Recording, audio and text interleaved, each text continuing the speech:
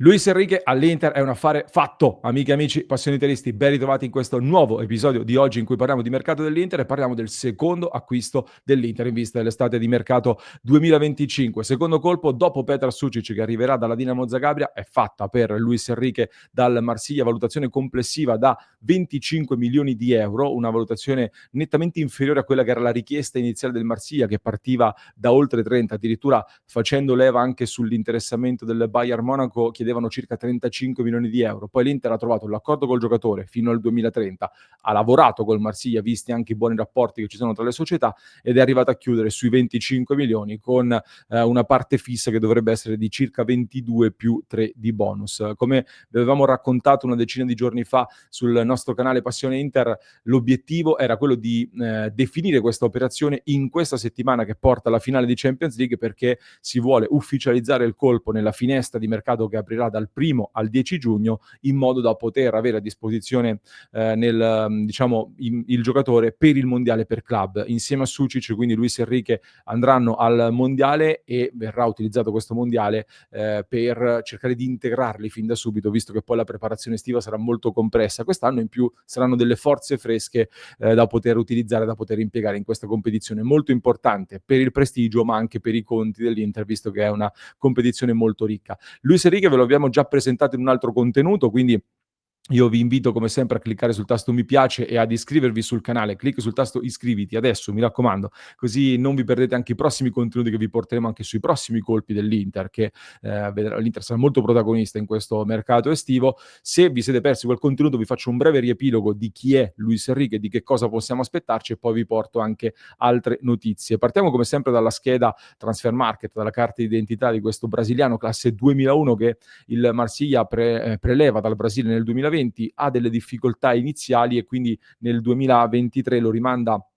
in prestito al Botafogo 2022-2023 e lo riporta poi in Francia a inizio 2024, e da qui inizia la vera avventura in Europa di Luis Enrique, che nel 2024 fa decisamente meglio, soprattutto grazie anche all'arrivo di De Zerbi. De Zerbi che inizialmente continua a schierarlo in quello che era il suo ruolo naturale iniziale, cioè era un'ala, un esterno offensivo che giocava però tendenzialmente a piede invertito, quindi lui è di piede destro, giocava alto a sinistra per rientrare poi sul destro. Probabilmente per quel ruolo lì gli mancava qualcosa a livello di, diciamo, di dribbling fulmineo negli spazi stretti e soprattutto in termini numerici di gol per poter diventare un grandissimo esterno offensivo. Nonostante in questa prima parte di stagione in cui con De Zerbi al Marsiglia ha giocato sempre da esterno offensivo, aveva messo a segno 5 gol, e poi quest'anno chiude la stagione con 9 gol e 10 assist totali tra tutte le competizioni, 7 gol e 8 assist, ed è stato l'unico giocatore del Marsiglia a segnare almeno 7 gol e a servire almeno 7 assist in questa Ligue 1, e inoltre in questo campionato francese, scrive Opta, solo Barcola e Cherki, che sono due dei migliori talenti in circolazione in questo momento, solo loro due sono i più giovani ad aver fornito più di 7 gol e più di 7 assist in questa Ligue 1, quindi numeri veramente importanti in questa stagione, in cui però, come detto, per essere un esterno offensivo gli mancava qualcosina, e quindi De Zerbi lo reinventa da esterno destro a tutta fascia sostanzialmente, quindi nell'Inter sarebbe un quinto, nel sistema di gioco a 4 del centrocampo del Marsiglia è un quarto a destra sostanzialmente, con delle caratteristiche prettamente offensive. Vi faccio vedere anche la sua heatmap, cioè le zone di azione dove ha toccato maggiormente il pallone, dove ha agito maggiormente quest'anno con il Marsiglia. La parte iniziale di stagione, come detto, da ala a sinistra, quindi lo vede protagonista anche a sinistra, ma poi la heatmap si sviluppa tutta sulla destra, con un ruolo e dei compiti diversi, ma un ruolo molto simile a quello che ha anche Denzel Dumfries nell'Inter, che gioca a destra ed è molto molto alto, con quella spinta sulla fascia. E quindi in tanti hanno detto: ma l'Inter che va a fare un investimento così importante lì in quel ruolo, con un giocatore che più o meno può fare le cose che fa Denzel Dumfries, sta pianificando l'addio di Denzel Dumfries? Francamente non possiamo escluderlo al momento, non lo sappiamo. Comunque l'idea però secondo me è quella di aggiungere un giocatore a Denzel Dumfries e soprattutto di sostituire Matteo Darmian, che invece, lo abbiamo detto spesso, quelle caratteristiche offensive ormai piano piano le ha perse, e quindi immaginiamo un Darmian che dovesse rimanere all'Inter verrà aggregato sempre di più come jolly sulla fascia, ma soprattutto da poter impiegare anche in difesa. Luis Enrique invece è un giocatore più offensivo che rispetto a Denzel Dumfries ha delle carenze dal punto di vista fisico, soprattutto nei duelli aerei. Ecco, un punto di debolezza sicuramente su cui Luis Enrique dovrà lavorare è quello dei duelli aerei, perché troppo spesso vediamo, diciamo la fascia sinistra costruire con dei cross ottimi sul secondo palo e Dumfries li sa sfruttare molto bene, mentre Luis Enrique sui duelli aerei è molto indietro, così come dovrà essere sgrezzato soprattutto dal punto di vista difensivo, ma più dal punto di vista tattico piuttosto che dal punto di vista dei duelli, perché poi invece nei duelli uno contro uno, già con il lavoro di De Zerbi, Luis Enrique ha fatto vedere delle cose interessanti. Però dal punto di vista tattico, delle letture, dei movimenti, dei sincronismi, soprattutto con Simone Inzaghi, dovesse rimanere Simone Inzaghi come tutti ci auguriamo, andrà sicuramente lavorato, sgrezzato e portato al livello della Serie A d'Elite come è l'Inter. Sicuramente il lavoro di De Zerbi però gli ha già dato delle basi importanti e soprattutto quali sono i punti di forza che Luis Enrique porta all'Inter. Nelle statistiche, ragazzi, forse possono essere anche un pochino fuorvianti, perché paragonare Luis Enrique, ecco, ai terzini in Europa, ai top 5 campionati, risulta vincitore o comunque risulta estremamente superiore a quasi tutti nei dati offensivi, però perché appunto il Marsiglia è una squadra molto sbilanciata in avanti, che fa tantissimo possesso palla, soprattutto che fa tanto possesso palla anche in avanti, tiene molto il pallone, Luis Enrique è molto coinvolto e quindi le statistiche sono anche un pochino falsate da questo rispetto ad altri terzini che magari giocano in una difesa a 4 o quinti che devono partire anche con qualche metro più indietro. Però sicuramente quello che emerge è quello che abbiamo potuto visionare e abbiamo anche discusso con degli scout, degli osservatori che lo conoscono molto bene. È un giocatore che secondo me si va ad inserire,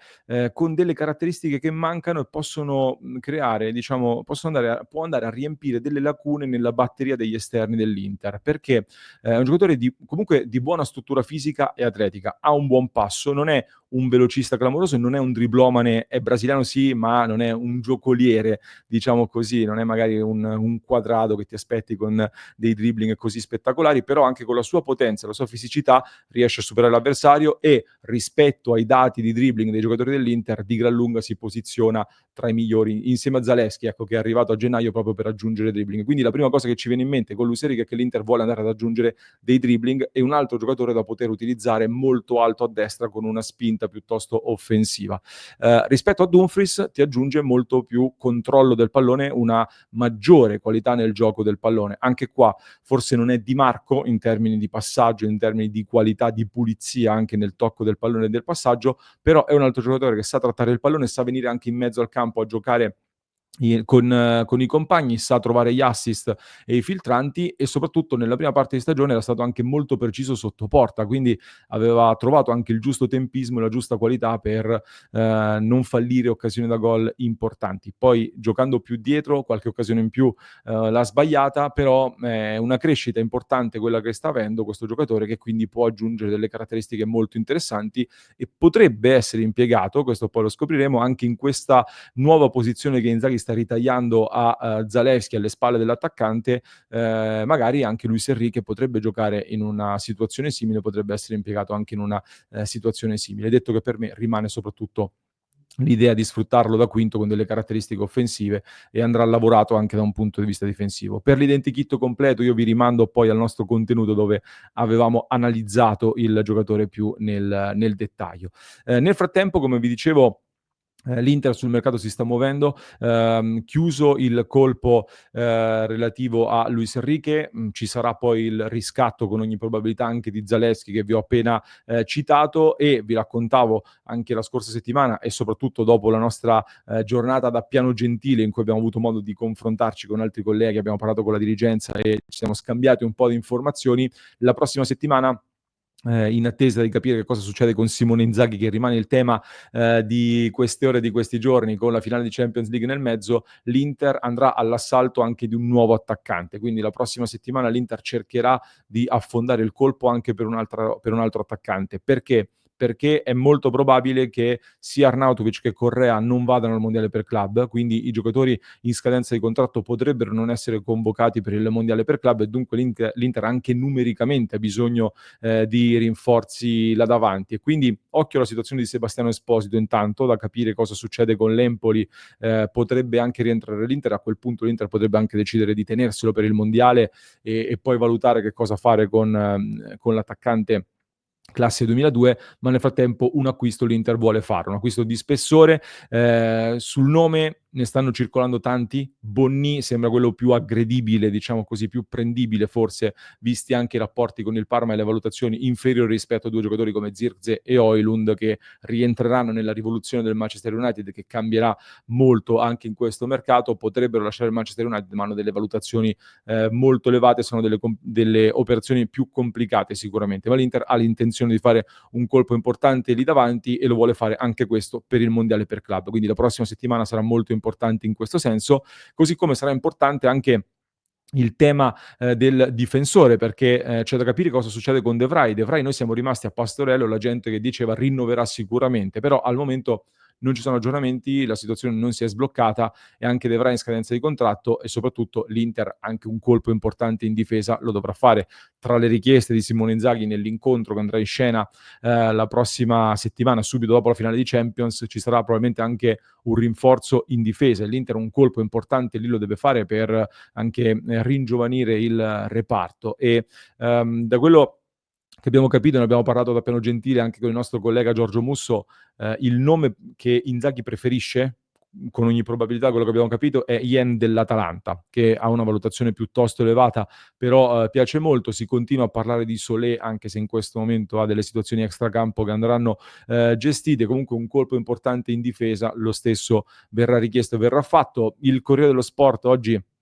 sul quotidiano parla di un Inter che ha preventivato investimenti per 60 milioni di euro, diciamo in più rispetto a quello che verrà incassato da eventuali cessioni. Quindi l'Inter potrà investire, se vende per 40 milioni, potrà investire fino a 100 milioni sugli acquisti. Sono calcoli sempre un pochino difficili da fare perché poi bisogna conteggiare anche gli ingaggi, gli ammortamenti, le condizioni di queste operazioni e tutto il resto. Per il momento l'Inter con Luis Enrique, Sucic e il riscatto di Zalewski sta facendo delle operazioni calibrate al millimetro con 3 giocatori di fatto che verranno presi, prendendo a bilancio lo spazio liberato da giocatori che se ne vanno a parametro zero sostanzialmente. Poi il resto del mercato dipenderà anche da questa finale di Champions League che potrebbe cambiare tanti scenari su tanti giocatori. Nel frattempo vi riporto alcune voci che stanno circolando, che sono state scritte oggi da diversi quotidiani come il Secolo XIX e non solo, che parlano di un Gudmundsson che potrebbe non essere riscattato dalla Fiorentina e potrebbe tornare nome caldo del mercato per l'Inter, che vorrebbe aggiungere un giocatore pronto, con qualità, con dribbling da mettere nel reparto offensivo. Gudmundsson arriva da un'annata negativa alla Fiorentina, però è un giocatore per cui Inzaghi stravede e potrebbe essere anche interessante da poter rilanciare. Addirittura oggi nel club di Passione Inter stavamo facendo delle provocazioni e stavamo dicendo: ma viste le caratteristiche, visto che potreste anche rilanciare dei giocatori che non devono essere per forza i titolarissimi lì davanti, visto che si punta ancora su Lautaro e Thuram, perché non pensare eventualmente anche ad un Paulo Dybala, che alla Roma è diventato un problema? È vero che è un giocatore che ha avuto problemi fisici, però ragazzi, Dybala per me rimane il giocatore di maggior talento di questa Serie A e soprattutto rimane un giocatore che, se lo devi prendere come tuo unico riferimento offensivo a cui dare tutte le responsabilità dell'attacco, è chiaro che rischi di sovraccaricarlo e di avere problemi, ma se è un attaccante in più in un reparto a 5, francamente sarebbe un'operazione molto, molto interessante da poter valutare, anche se in controtendenza rispetto al progetto Oaktree, che invece preferisce giocatori appunto alla Luis Enrique o alla Sucic, che l'Inter appunto ha già acquistato. Fatemi sapere un po' la vostra opinione, che cosa ne pensate anche su questo colpo e nel club di Passione Inter stiamo preparando altri contenuti di approfondimento su questi temi di mercato, ne stiamo discutendo tantissimo, quindi vi aspetto su passioneinter.club, vi lascio anche con un altro approfondimento che trovate in descrizione per chi ci ascolta in podcast, mentre per chi ci segue su YouTube vi basta cliccare qui.